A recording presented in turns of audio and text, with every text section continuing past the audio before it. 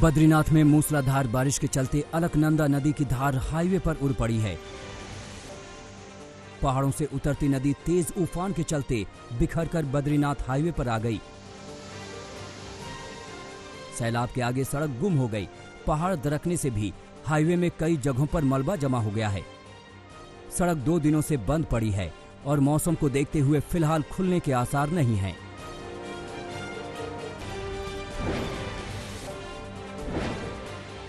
उत्तराखंड के बागेश्वर में भी 4 दिनों से मूसलाधार बारिश जारी है। गुरुवार को रिहायशी इलाके के ठीक बाजू से पानी की चौड़ी धार फूट पड़ी। नदी के किनारे बसे इस इलाके का हाल टापू जैसा हो गया है। तेज बारिश से जमीन भी धंस रही है। भूस्खलन की वजह से एक भारी भरकम पेड़ मकान के ऊपर ही जा गिरा। मकान के नाम पर अब यहां सिर्फ मलबे का ढेर बचा है।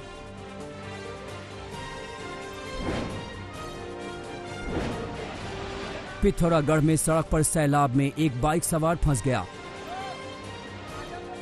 पहाड़ी नाले की तेज धार सड़क पर आ गई थी, लेकिन बाइक सवार ने खतरे को नजरअंदाज करते हुए बाइक आगे बढ़ा दी। थोड़ा आगे बढ़ाते ही बाइक बहने लगी। आसपास के लोगों ने पानी में उतरकर रस्सियों के सहारे युवक को बाहर खींचा।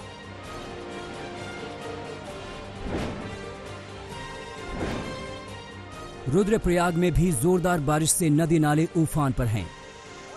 बस्तियों में पानी घुसने से आम जनजीवन अस्त व्यस्त है। बारिश के चलते जहां तहां भूस्खलन की तस्वीरें भी आम हो गई हैं। केदार घाटी इलाके में सड़कें टूटने से करीब दर्जन भर गांवों का संपर्क कट गया है।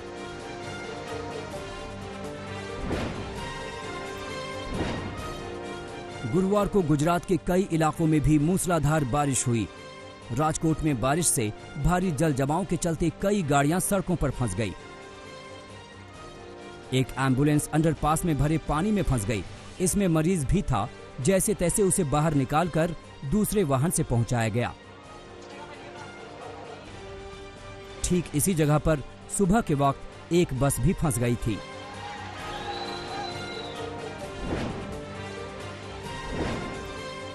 बनासकांठा में भी एक कार सैलाब में फंस गई। बाढ़ का पानी सड़क पर चढ़ चुका था, फिर भी कार सवार इसे पार करने की कोशिश में था, लेकिन थोड़ी दूर जाते ही तेज धार में कार बहने लगी। चीख पुकार मचने पर आसपास के लोगों ने रस्सियों और ट्रैक्टर की मदद से कार को बाहर निकाला।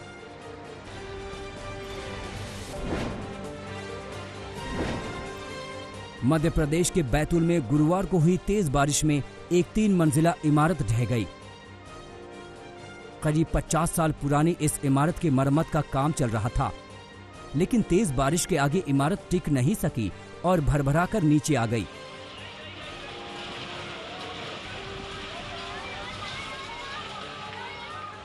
गनीमत ये रही कि हादसे के वक्त इसमें कोई नहीं था।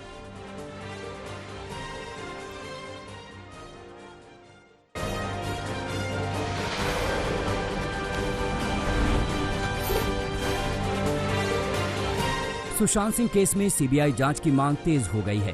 सुशांत की बहन श्वेता सिंह ने भी सीबीआई जांच की मांग की है, जिसके लिए उन्होंने प्ले कार्ड के साथ एक वीडियो जारी किया और कहा कि सुशांत केस की मौत का सच परिवार और फैंस के सामने आना चाहिए। Hello everyone, I'm Sushant Singh Rajput's sister Shweta Singh Kirti, and I request everyone to stand together and demand for CBI inquiry for Sushant. We deserve to know the truth. We deserve justice for Sushant. Otherwise, we will never find closure. We won't be able to live a peaceful life. तहे दिल से आप सबसे request है कि हम एकजुट होकर CBI इंक्वायरी की मांग करें, क्योंकि हमें सच जानने का हक है। Thank you. CBI for SSR, please. Kangana Ranaut और सुशांत की पूर्व गर्लफ्रेंड अंकिता लोखंडे ने भी सुशांत की सीबीआई जांच की मांग की है। कंगना ने सोशल मीडिया के जरिए अपील की, वहीं महाराष्ट्र सरकार की जांच को लेकर उसके रवैये पर भी सवाल खड़े किए। इसके अलावा सुशांत की करीबी दोस्त और एक्ट्रेस कृति सेनन ने भी सीबीआई जांच की मांग की है। सुशांत केस में जिया खान की मां राबिया खान की भी एंट्री हो गई है। राबिया खान ने कहा कि जिया और सुशांत की मौत एक ही जैसी है। दोनों ही केस में मौत को सुसाइड का नाम दे दिया गया। राबिया खान ने सुशांत केस की सीबीआई जांच की मांग की है। साथ ही कहा है कि सियासी दबाव के चलते सच सामने नहीं आ पा रहा है। सुशांत सिंह राजपूत केस में पांचों पक्षों ने अपनी दलील सुप्रीम कोर्ट के सामने रख दी है। केंद्र सरकार ने मामले में सीबीआई और ईडी की जांच जारी रखने की बात कही है। वहीं महाराष्ट्र सरकार की ओर से कहा गया है कि बिहार सरकार के पास अधिकार नहीं है और वो सीबीआई जांच की सिफारिश करे या एफआईआर दर्ज करे। वहीं बिहार सरकार का कहना है कि एफआईआर सिर्फ पटना में दर्ज की गई है। रिया की ओर से सुप्रीम कोर्ट में दलील दी गई, जिसमें पटना पुलिस की जांच को मुंबई ट्रांसफर करने की बात कही गई। वहीं ये भी कहा गया कि उन्हें सीबीआई जांच में कोई आपत्ति नहीं है। वहीं सुशांत के पिता ने मुंबई पुलिस पर विश्वास खोने की बात कही और केस ट्रांसफर की मांग को खारिज करने की अपील की। अब अगले सप्ताह मामले में फैसला आ सकता है। सुशांत मामले में मनी लॉन्ड्रिंग की जांच कर रही ईडी की पूछताछ का दौर जारी है। इस कड़ी में अब सुशांत सिंह राजपूत की टैलेंट मैनेजर जयंती साहा से भी ईडी ने करीब 11 घंटे सवाल जवाब किए। Jayanti Saha talent management company Kwan के साथ जुड़ी हुई हैं, जो सुशांत का अकाउंट हैंडल किया करती थी। एजेंसी के जरिए सुशांत को कई फिल्मों में काम भी दिया गया था। पूछताछ के दौरान ये समझने की कोशिश की गई कि उनकी एजेंसी के जरिए सुशांत को पिछले साल और इस साल कितने प्रोजेक्ट मिले थे। खबरों के मुताबिक क्वॉन एजेंसी को सुशांत के अकाउंट से 60 लाख का ट्रांजैक्शन तक हुआ था। ऐसे में ईडी ने इस लेन देन को लेकर भी जयंती से सवाल पूछे हैं।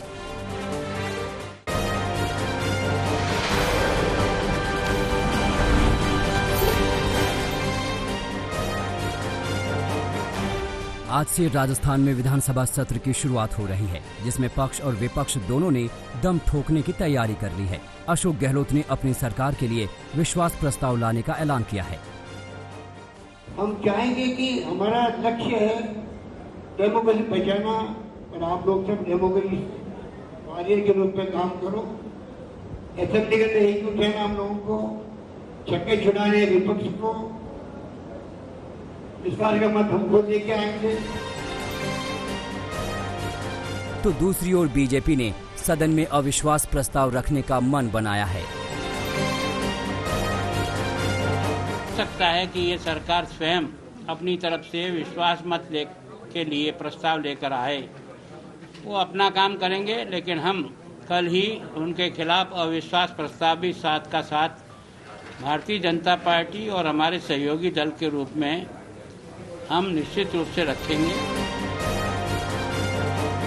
दरअसल विधानसभा सत्र की तैयारियों को लेकर गुरुवार को पहले बीजेपी के विधायकों ने बैठक की और तय कर लिया कि कांग्रेस में दरार का फायदा उठाया जाए और अविश्वास प्रस्ताव लाया जाए। जब शाम को सीएम निवास पर कांग्रेस के विधायकों ने बैठक की तो सत्तारूढ़ पार्टी ने तय किया कि अविश्वास प्रस्ताव के जवाब में विश्वास प्रस्ताव रखा जाए।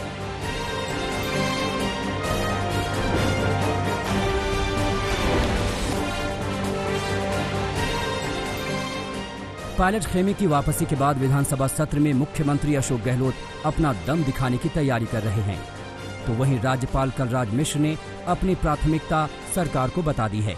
कह रहे हैं सियासत से बड़ी है कोरोना की लड़ाई।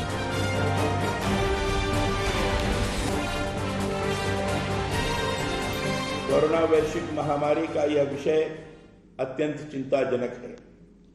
मैं कोरोना के बारे में राज्य सरकार और माननीय मुख्यमंत्री श्री अशोक गहलोत जी से इस बारे में लगातार चर्चा कर रहा हूं। कोरोना वैश्विक महामारी से बचाव ही इसका इलाज है। हम लोगों को इस बीमारी से बचने के लिए सावधानियां बरतनी होगी। राजस्थान विधानसभा में विश्वास और अविश्वास प्रस्ताव पर लड़ाई से पहले बीएसपी ने भी अपनी मोर्चाबंदी शुरू कर दी है। पार्टी ने अपने 6 विधायकों को व्हिप जारी किया है और गहलोत सरकार के खिलाफ वोट डालने के निर्देश दिए हैं। बीएसपी की टिकट पर जीते 6 विधायक कांग्रेस का दामन थाम चुके हैं, लेकिन फिलहाल इस मामले पर राजस्थान हाईकोर्ट में सुनवाई चल रही है। इससे पहले सुप्रीम कोर्ट ने राजस्थान के मुख्यमंत्री अशोक गहलोत को राहत देते हुए मामले में दखल देने से इनकार कर दिया था।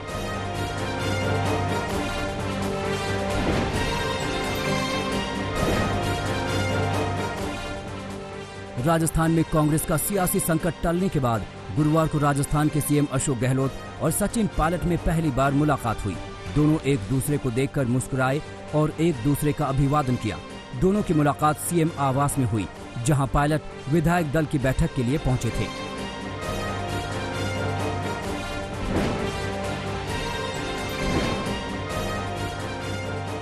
कांग्रेस विधायक दल की बैठक में अशोक गहलोत और सचिन पायलट के समर्थन में जमकर नारेबाजी हुई।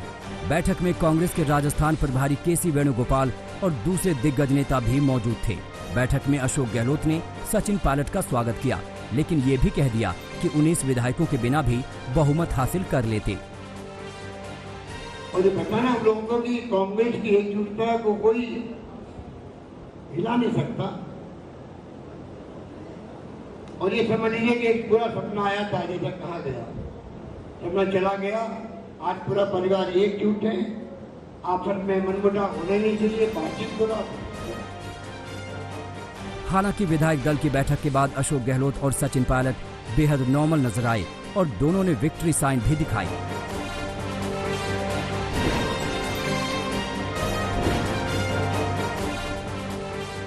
विधायक दल की बैठक के बाद कांग्रेस एकजुटता का दावा कर रही है और कह रही है कि पूरी पार्टी एक है, लेकिन कांग्रेस के नेता अब भी पूरे खेल के लिए बीजेपी को जिम्मेदार बताने से नहीं चूक रहे हैं। हाईकमान का मैं इसलिए धन्यवाद देना चाहूँगा। हमारे निवेदन पर 3 स्तरीय उच्च स्तरीय कमेटी बना दी गई है, संगठन और सत्ता दोनों को साथ लेकर चलने के लिए, और कांग्रेस में नई एक ऊर्जा आई है। कांग्रेस का परिवार एक हुआ।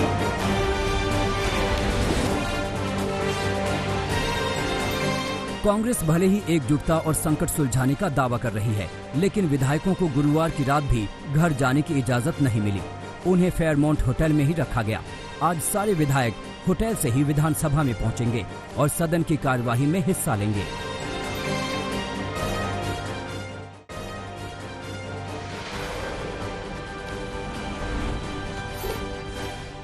आंध्र प्रदेश में कोरोना संक्रमण पूरी रफ्तार में है।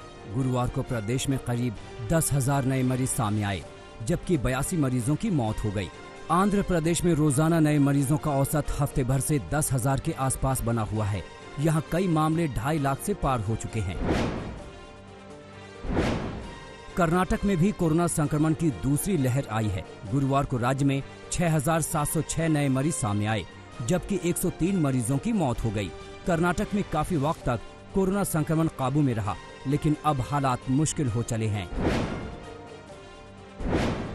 पुणे के सीरम इंस्टीट्यूट ऑफ इंडिया को DCGI से फेज 2 और फेज 3 ह्यूमन ट्रायल्स की अनुमति मिल गई है। ये ट्रायल अगस्त के आखिरी सप्ताह में देश के 17 अस्पतालों में शुरू होंगे।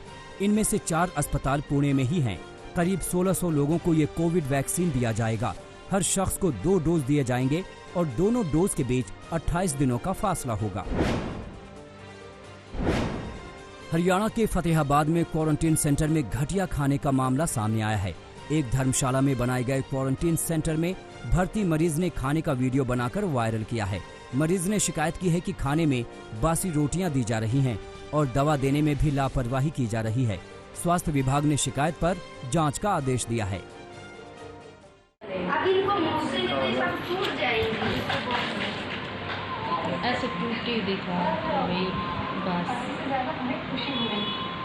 बताओ, ये बासी रोटियां आ रही हैं, देखो कोरोना मरीजों के लिए। देखो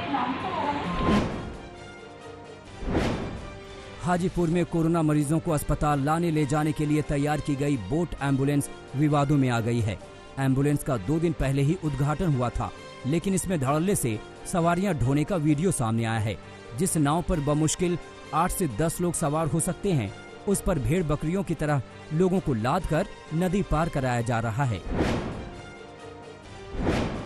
बेंगलुरु में हुई हिंसा में social democratic party of India की भूमिका शक के दायरे में है। पुलिस ने SDPI के 4 सदस्यों को गिरफ्तार किया है। कर्नाटक के गृह मंत्री के मुताबिक इस बात की जांच की जा रही है कि इन चारों के संपर्क में कौन कौन लोग थे। मंगलवार रात को बेंगलुरु में हुई हिंसा में 3 लोगों की मौत हो गई। कर्नाटक सरकार ने हिंसा के दोषियों से नुकसान की भरपाई करने का फैसला किया है।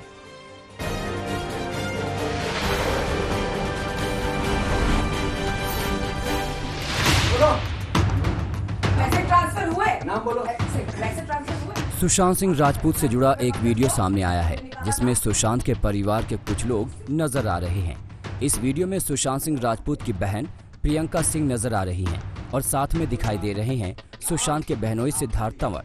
वीडियो में दिखाई दे रहा है। पहले सुनिए कि सुशांत के एक स्टाफ से उनकी क्या बहस चल रही है। मुझे तुम्हारे से कोई दुश्मनी नहीं। कौन तुम्हें मार रहा है? बोलो क्या कारण? तुम्हें कोई छू भी नहीं रहा। हाँ। कुछ नहीं बोल रहा है। हाँ। मैं सिर्फ जवाब, एक बहुत ही मासूम सा जवाब मांग रहा हूँ कि तुमने अपने दिमाग से ये सब देखते हुए ये पैसा ट्रांसफर किया है कि किसी और ने तुम्हें बोला है? सिर्फ 2 सवाल, इसका एक ही जवाब है, वो दे दो, आराम से जाओ, कोई दिक्कत नहीं है, कल भी आओ, कोई दिक्कत नहीं है। सिर्फ मैं इतना पूछता हूँ। जल्दी दो, ये 2 मिनट में मैं तुम्हें 1 घंटे से ही बोल रहा हूँ, सिर्फ इसका जवाब दे दो। 3 अप्रैल 2019 के वीडियो में सुशांत के बहन और बहनोई सुशांत के एक स्टाफ रजत मेवाती से सवाल जवाब कर रहे हैं। जानकारी के मुताबिक रजत मेवाती सुशांत सिंह राजपूत का अकाउंट देखते थे। कहा जा रहा है कि मेवाती ने कुछ पैसे किसी और के खाते में ट्रांसफर किए थे, जिसकी वजह से बहन प्रियंका और बहनोई सिद्धार्थ उससे जवाब तलब कर रहे थे। अपने दिमाग से करा, किसी और का दिमाग था, क्या था? सिर्फ इसका जवाब दो अभी। इसके बिना तुम मिलोगे भी नहीं यहाँ से और तुम्हें पता भी नहीं क्या क्या हो सकता है इसके बारे में। तुम्हें इसका अंदाजा नहीं है इसका क्या क्या हो सकता है। तुम्हें इसका अंदाजा नहीं है। मैं जेल से बाहर नहीं निकलने दूंगा। खोल दिया। मैं जेल से मैं सच बता रहा हूँ, जिसका घर है जेल से 3 साल से पहले तो बाहर नहीं निकलने दूंगा। सुशांत के घर बाद में सैमुअल मिरांडा की नियुक्ति हुई। सूत्रों के मुताबिक बहन ने सारी जानकारी के बाद उसे मेवाती की जगह रखा और इसी मेवाती का नाम पटना पुलिस से लेकर सीबीआई तक की एफआईआर में है। वीडियो में सुशांत के रिश्तेदार बार बार कह रहे हैं कि किसके कहने पर पैसे ट्रांसफर किए, नहीं तो कड़ी कार्रवाई होगी।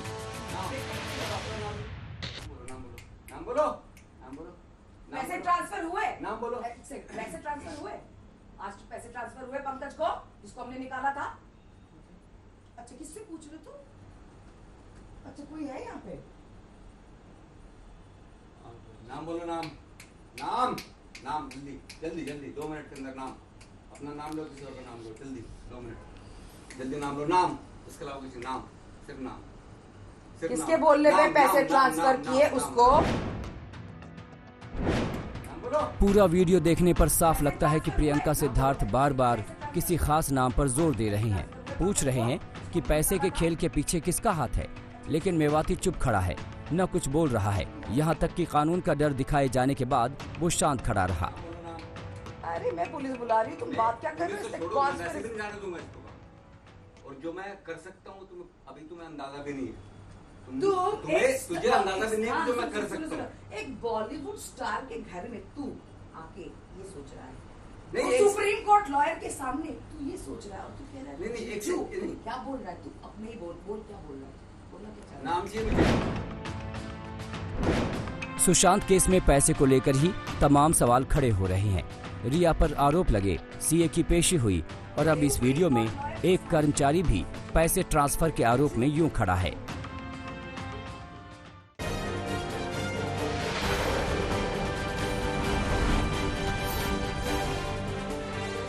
स्वतंत्रता दिवस को लेकर लाल किले में भव्य तैयारी चल रही है, लेकिन कोरोना का खतरा बरकरार है। इसलिए लाल किले के प्राचीर के ठीक सामने सुरक्षित दूरी पर कुर्सियां सजाई गई हैं। हर कुर्सी के बीच 2 गज की दूरी तय की गई है। दर्शक दीर्घा में हर साल के मुकाबले भीड़ बेहद कम होगी। 25,000 की जगह इस बार 5,000 लोगों को ही बुलाया गया है। जो गणमान्य इस आजादी के इस उत्सव में शामिल होंगे, उन्हें सोशल डिस्टेंसिंग का पालन करना होगा।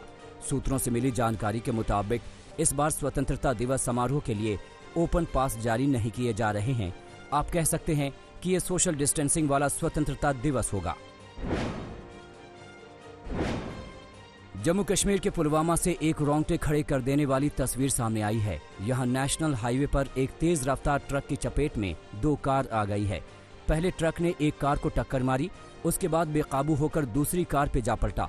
हादसे में 2 लोगों की मौत हो गई है। तस्वीरें बेहद डराने वाली हैं।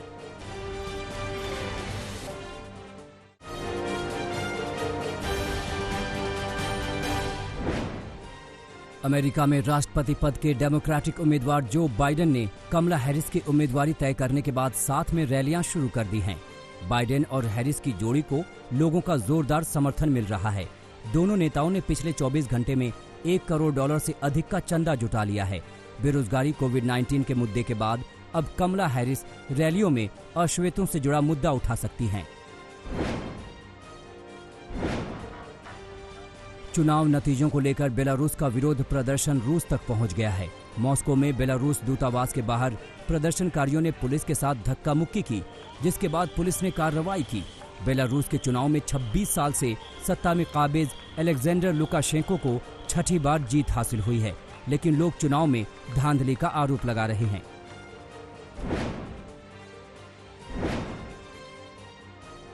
दुनिया में कोरोना के मामले तेजी से बढ़ रहे हैं। अब तक 2 करोड़ 8 लाख से ज्यादा लोगों में संक्रमण की पुष्टि हो चुकी है।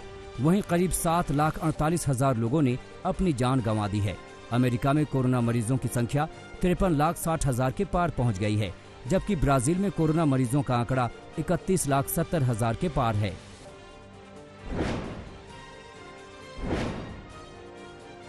चीन में कोरोना के ऐसे नए केस सामने आने लगे हैं जो 5 महीने पहले ही रिकवर हो चुके थे। ऐसे में हुबेई में भी 19 नए मामले आए, जिनमें 8 विदेश से आने वाले और 11 घरेलू मामले हैं। पूर्वी भूमध्य सागर में जल बंटवारे को लेकर टर्की के साथ ग्रीस का विवाद बढ़ता ही जा रहा है। इस विवाद के बीच ग्रीस ने फ्रांस की नौसेना के साथ संयुक्त युद्धाभ्यास किया। इस पर ग्रीस के पीएम ने फ्रांस के राष्ट्रपति मैक्रों से बातचीत भी की है। किम जोंग उन की परमाणु ख्वाहिशों को एक बड़ा झटका लगा है। उत्तर कोरिया में हाल ही में देश का मुख्य न्यूक्लियर रिएक्टर बाढ़ में डूब गया है, जिससे रिएक्टर का पंप हाउस खराब होने के आसार बने हुए हैं। अमेरिका के लॉस एंजलिस में लगी आग अब और भयानक हो गई है। इसकी चपेट में कैलिफोर्निया और ओरेगन के हजारों एकड़ जंगल आ चुके हैं। तत्काल प्रभाव से जंगल से सटे 500 घरों को खाली करा लिया गया है।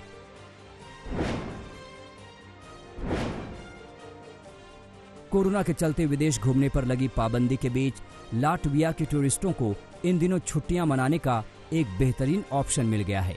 यहाँ के टूरिस्ट जंगल में बहती नदी के ऊपर हवा में लटकते हुए एक केबिन में रात बिताने के लिए धड़ाधड़ बुकिंग करा रहे हैं।